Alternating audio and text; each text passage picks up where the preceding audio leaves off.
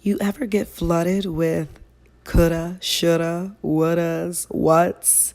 And how did that happen? It's like being chased down a street and there is nothing you can do and nowhere you can go and no one you can turn to while it's happening. So all at once, you feel embarrassed, regretful, and fearful. All these create an overwhelming feeling that we all get. I can't take any of it back or do any part of it over. Yes, this is a glimpse into my dramatic mind, but really, I know someone reading this can relate. So here is my not so dramatic example of why my mind flooded with the regret and guilt, even though the words above weren't really chasing me down the street with me having nowhere to turn. I had this stunning cursive glistening gold congrats Myrtle sign with two black glistening grad hats on each end. Days after the event, I was reminded by one of my sisters during church. She whispered, "I forgot to put up your congrats sign." Then I was flooded with the issue of, we can't do that over, and I'm so sorry. All at once in church after hearing the news. I thought, how could I have forgotten or not noticed it wasn't up there? I thought to myself, it was the first scene when I walked into the party. So how could I have missed such a beautiful and intricate detail? It was supposed to be the centerpiece of the photo booth. And what will the person who made it think? Will they think I didn't value their gift? Especially since I didn't pay for it. So even more, it should have been displayed. Let me tell you, I was showing this thing off as my first herringbone necklace at 16 years old. Unlike my herringbone chain, I was able to mend it after realizing its intricateness.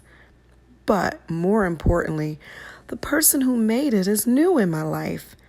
I don't want to start the friendship off with him thinking, what kind of friend leaves out a beautifully done sign given to you at no charge?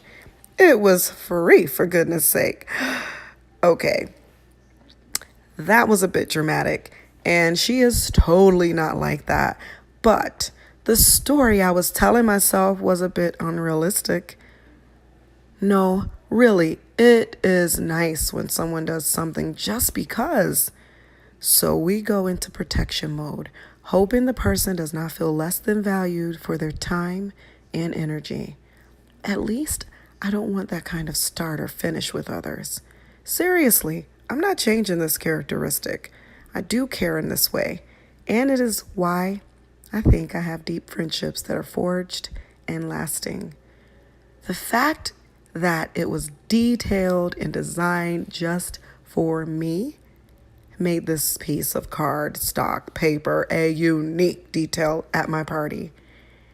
Like the table display my best friend designed with chalk signs, full gold note cards, and a silver pen. Like the paper flowers I created. Like the mason jar centerpieces with added burlap rope and lights inside. Like the beautiful simplicity of each presented table. Like so many drove through the rain and got lost trying to find a location with no address. Like the fact that most every RSVP, except for only a few, actually attended. All these details mattered, and I didn't have to set it up. Someone else did the work for free, and just because they love me. Like each performance and melody, like every word of kindness spoken, someone took their time, their love, and their creativity and shared it with others. When people are like this and their example shines, it is best explained in this scripture from 1 John 3:16. This is how we know what love is. Jesus Christ laid down his life for us, and we ought to lay down our lives for our brothers and sisters. Ancient text. For these reasons and more, the event was a success. I love bringing people together. I was following orders and from a much higher power than myself. At the end of my life, I will not regret using the money for the graduation party to instead have gone to Africa, Spain, Italy, France, Greece, or Japan. Although I'm still taking all those voyages someday soon. I'm claiming it, I'm declaring it, and looking forward to it, honey. Yet, I know I would regret not having these relationships and the closeness that makes this world go around. Okay, as a side note, it's so bright when we are creative. It shows that we were made in God's image, right? Because that's how our Creator does things. The thought that went into every hair on our body and its purposes to protect us, the eyelids on our faces that blink to protect us, and the salt water in the ocean are just like our tears. What is more, the intricacy of gravity and how the trees intake a poison, but at the same time release life-saving oxygen. Let's not forget, some of us take a breath and don't even have to consider how, when, or if it will come. It just happens. Let that sink in for a minute. Even more, if you actively cannot breathe on your own, creatives created a machine that produces air, and still a prolonging of life exists because of that internal gift of creativity given by a great and wonderful God. I digress. But even if you are atheist, you gotta admit, these details are not human-like. We are often more selfish, and the depth of our creation shows that our Creator is more on the selfless side. So, this is why I find it both a little overwhelming and analyzing to take anything for granted. So back to the earthly design of our higher power, of our higher form, I should say. All of these things were made with the loving gift and talent of someone who cared enough to sacrifice time away from any other task they could have been doing to make this 3-hour party special. I had to write about this in detail because I'm just blown away by these acts of kindness and love. But as well, I tend to beat myself up if I notice any imperfection, mistake, or a kink in the plan, especially if I was the one responsible. It reminds me of how little control I have. Much more annoying than anything at all is that nagging feeling of how did I miss that or them in that speech or in this decoration. I have a plan for the next time. Trust me, that will reduce anxiety. I am learning, and we're all a work in progress. However, I'm reminded of this scripture when I consider all that plagues me, and I know I'm not alone. So I share this dramatic and exciting mental event to make a point about how God sees it all. And I'm confident you can think of others. If so, type the scripture, book excerpt, any book I'm open to hearing, or comment below so I can read it too. 2 Corinthians 4, verse 17. For our light and momentary troubles are achieving for us an eternal glory that far outweighs them all.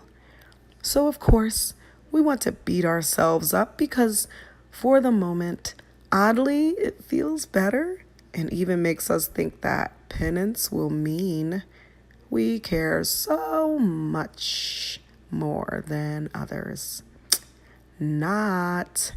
Indeed, reality and truth are letting go and forgiving ourselves and others with the hope that we can give proper apologies, respect, and credit to those whom we appreciate for all those, as mentioned earlier, and even ones I'm sure I've forgotten.